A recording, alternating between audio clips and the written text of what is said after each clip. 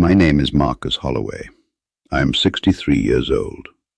I retired from Massachusetts General Hospital 2 years ago after 36 years as a neurosurgeon, most of them in deep brain surgery, the kind of work that puts you inside the mechanism of what makes a person a person. I have a publication record. I have chaired departments. I have opened human skulls while their owners were awake and asked them to count backward, to name objects, to describe what they saw, so that I could know precisely which tissue I was approaching and what it would cost to remove it. I am telling you who I was because who I was is important context for what happened to me on April 17th, 2023.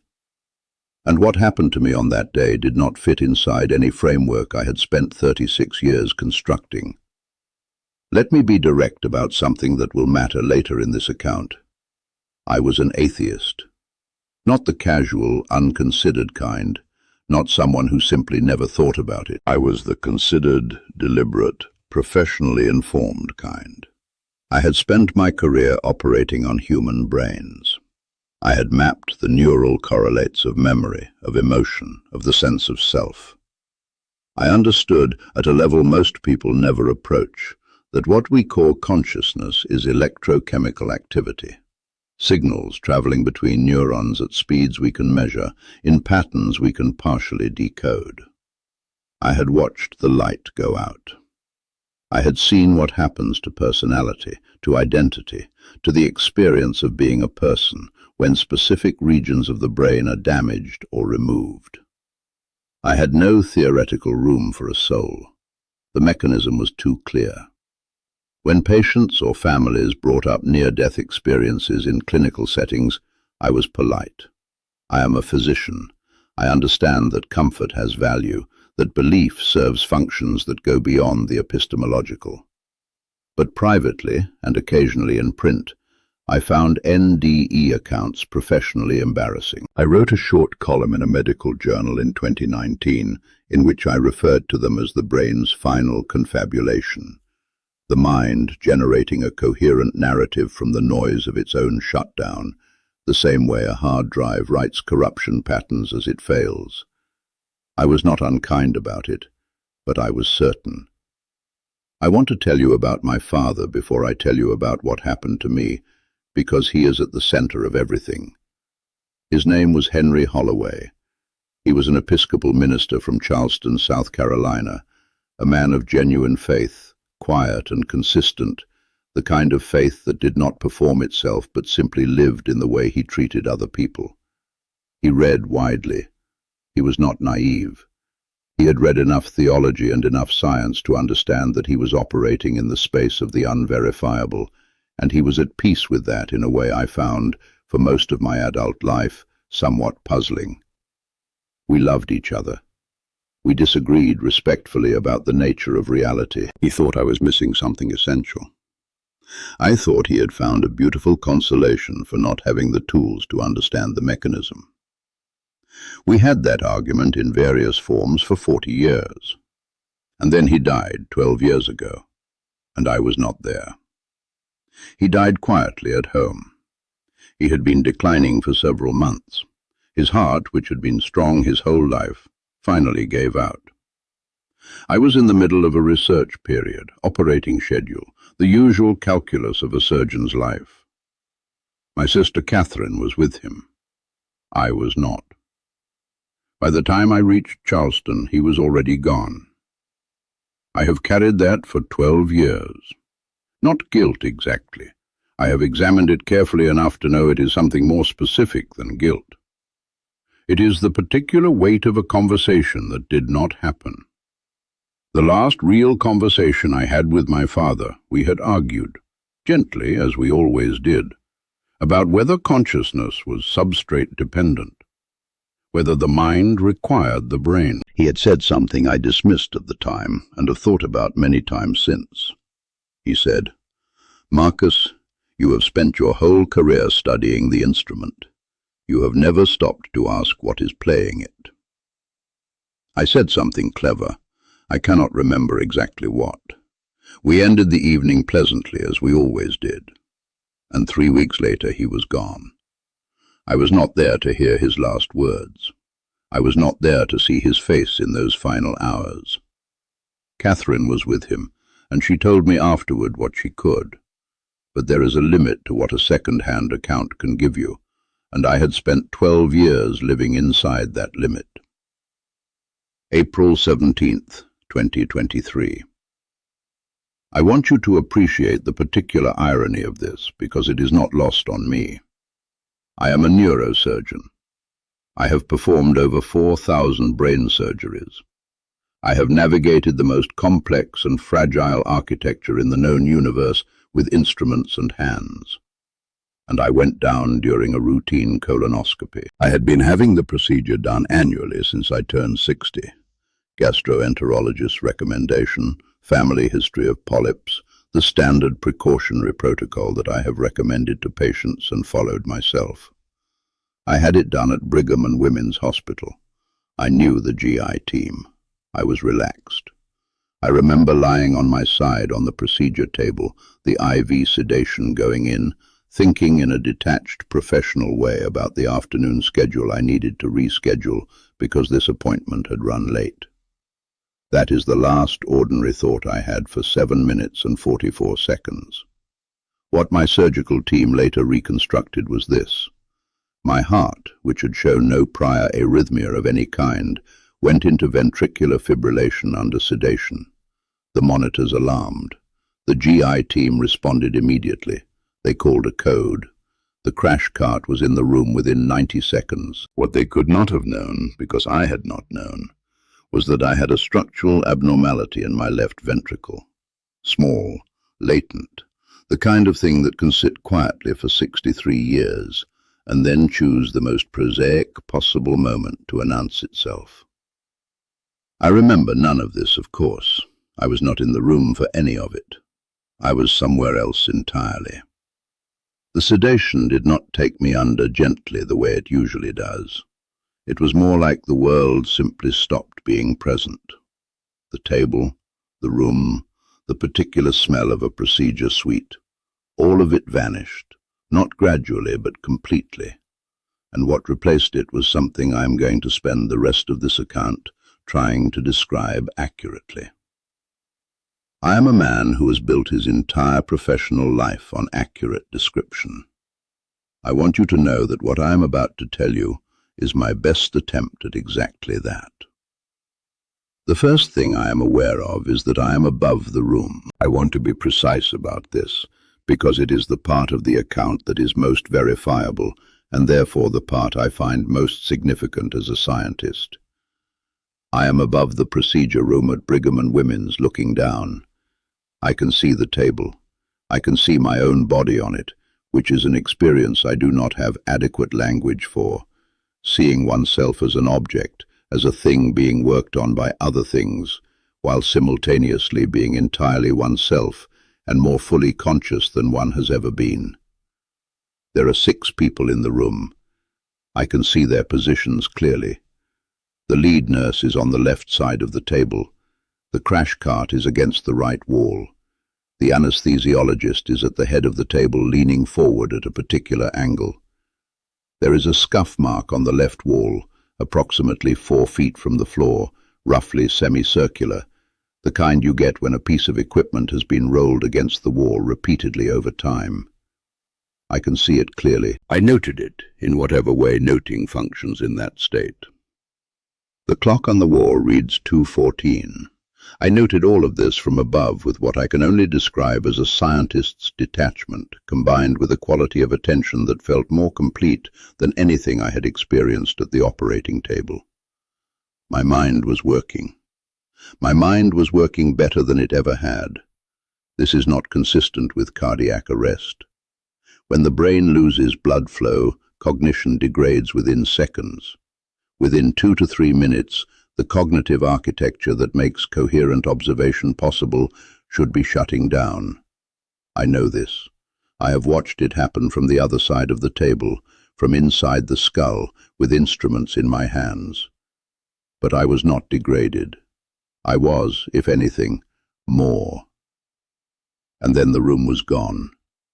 What replaces it is not a place. I need to be careful here because the word place implies coordinates, implies a relationship between objects in space, and what I entered does not have that structure. It has a quality, several qualities, precise and unmistakable. The first is light, but not as illumination, as presence, as if light is not something that falls on things, but something that is things, something that constitutes the medium I am now inside. It has warmth that is not temperature. It has intelligence. I want to use that word carefully because I am a scientist and intelligence is not a word I use loosely.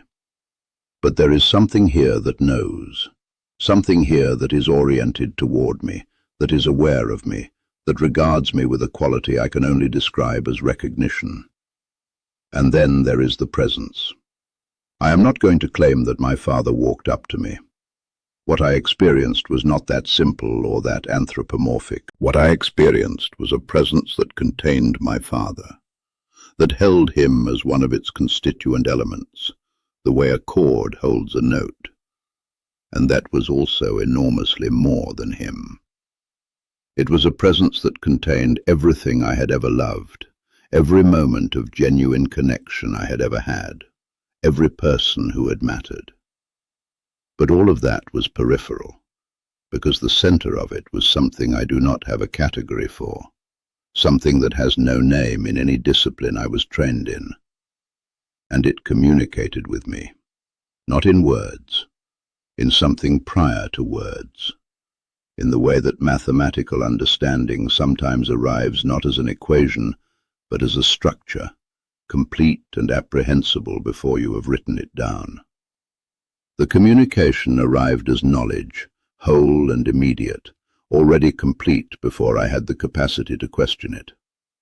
It told me this: the brain is not the origin of consciousness. I want to sit with that for a moment, because I want you to understand what it means for this particular person to receive that particular piece of information. I had built my entire career on the premise that the brain generates consciousness, that the mind is what the brain does, that subjective experience is the output of electrochemical processes we can, in principle, fully map.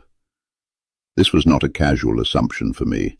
This was the load-bearing structure of my entire intellectual identity, of my professional contributions, of my published work, of my position in arguments I had conducted over 40 years, including the arguments I had with my father. And it was wrong. The knowledge arrived with an analogy, and I say analogy because what I received was more like a direct perception of the principle, which the analogy only approximates. A television is not the source of its broadcast. When the television breaks, the broadcast does not end. The signal continues, indifferent to the state of the receiver. The brain is the instrument through which consciousness operates while it is here, in this substrate, in this life. But consciousness is not the instrument. It is the broadcast. Destroying the receiver does not end the signal. I had spent 36 years studying the television. I had never once stopped to ask about the signal. My father asked me about the signal. He asked me at a dinner table in Charleston, in what turned out to be our last real conversation, and I gave him a clever answer, and I was wrong, and he knew it, and he was patient about it, because that was who he was. I am given something else, something I could not have constructed from available information, something that was sealed behind my absence on the night my father died. I am shown a moment from his last hours, not described, shown, the way you see something with the particularity of vision. My father is in his room in Charleston. He is in his bed. The window is on his left, and there is afternoon light coming through it, the particular long-angled afternoon light of a spring day in South Carolina. His face is turned slightly toward the window, and his expression— I have to stop here because I am still not able to fully absorb this even now, 2 years later. His expression, is the expression of someone who has just seen something they have been waiting their entire life to see. Not fear, not confusion, not the blankness that sometimes descends. He is smiling with his whole face, with the particular quality of smile he had when he had been proven right about something he had always believed. His lips are moving slightly, and I know what he is saying, not because anyone tells me, but because the knowing arrives complete. I can see him now. I do not know who him is. In that moment, in that place, it does not feel like a question that requires an answer. It feels like a statement about the nature of arrival. He could see what was there.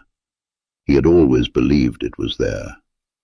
And at the end, what he had believed was confirmed, and his face held that confirmation, and I was not present to see it.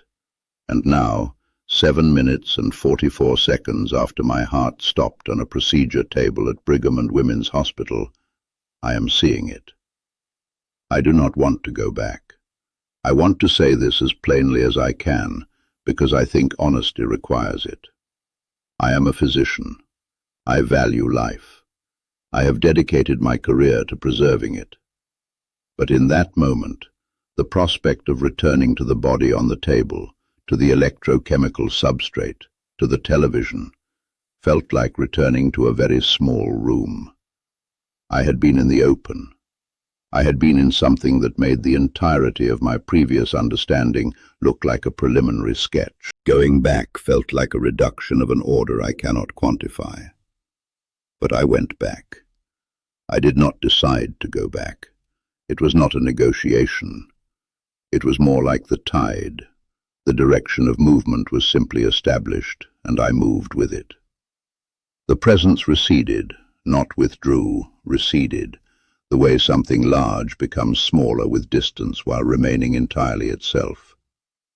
And then the room was back, and the table was back, and the ceiling of the procedure suite was above me, and someone was saying, "Dr. Holloway, can you hear me?" And I was back inside the television. They told me later it had been 7 minutes and 44 seconds from the first alarm to the return of sinus rhythm. They told me there had been 4 defibrillator shocks. They told me, with a careful professional neutrality I recognized from the other side, that outcomes after ventricular fibrillation arrest of that duration are variable. They were glad I was responsive. They were going to keep me for observation. I lay in the recovery room and I looked at the ceiling, and I thought about the scuff mark on the left wall, 4 feet from the floor, approximately semicircular, and about a spring afternoon in Charleston, and a face I was not there to see. They moved me to a room in the cardiac unit. I was stable within a few hours. The arrhythmia had been addressed, the structural issue documented, a cardiology consult arranged. I was, by every clinical metric, fine. My brain, as far as anyone could determine, had sustained no measurable damage. The neurological assessments came back clean. I made jokes with the residents, which I understand is a way of signaling that one is still oneself. They appreciated it.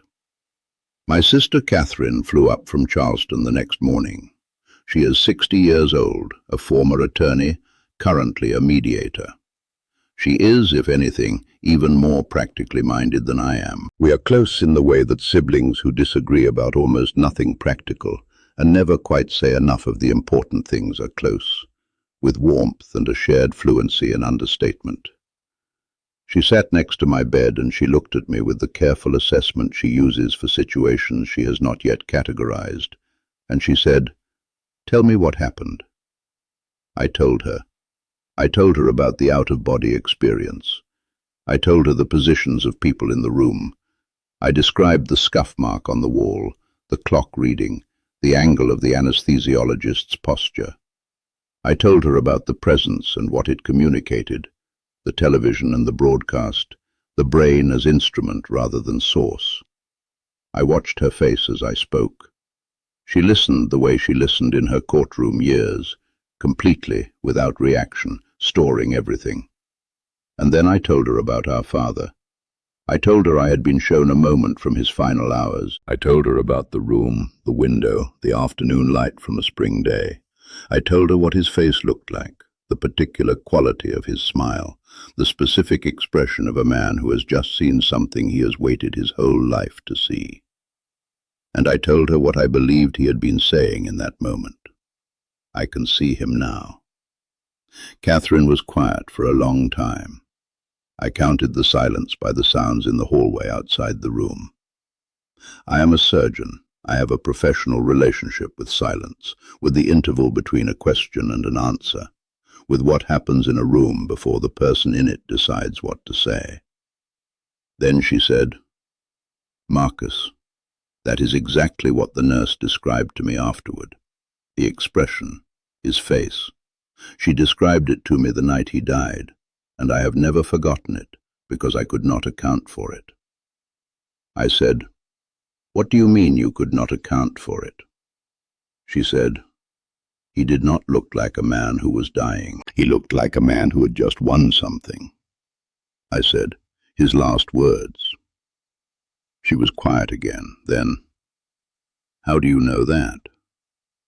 I said, "Catherine, what were his last words?" She said, "He said, 'I can see him now.' He never said who." She stopped. "Marcus, how do you know that?" I did not have an answer that fit inside any framework I had used for 63 years. I only had the truth. I said, "He showed me." There was a silence of a different quality then, not the silence of someone processing information, but the silence of someone who has run out of the architecture to process it. I know that silence. I have been in it since April 17th, 2023. I live in it now. It is not an uncomfortable silence. It is the silence of a very large room after a very long argument has finally ended. I want to speak to you now as directly as I can, one person to another, without the apparatus of professional credentialing, and without the false certainty of either the faith I rejected or the materialism I practiced. I was wrong about what the brain is. I was wrong about what consciousness is.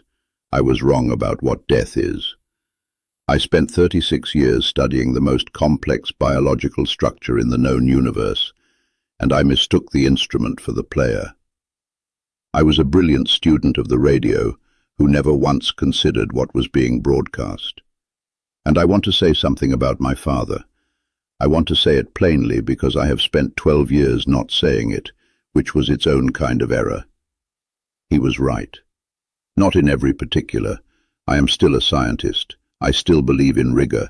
I still think the mechanism matters. But about the essential question, about whether there is something that persists beyond the body, whether consciousness is substrate dependent, whether there is something that could be called a soul, he was right. He had been right for 40 years while I was clever about it. He went to his death knowing what he knew, and he was not afraid. And now I know why. I was not there when he died. That will always be true. But I was there in a way I cannot fully explain, in a procedure room at Brigham and Women's on a Tuesday afternoon in April. I saw his face. I know what it held. And the particular quality of his smile, the smile of a man whose belief has finally been confirmed by direct evidence, that is something I carry with me now in a way that has permanently altered the character of my own grief. It is not gone, but it is different.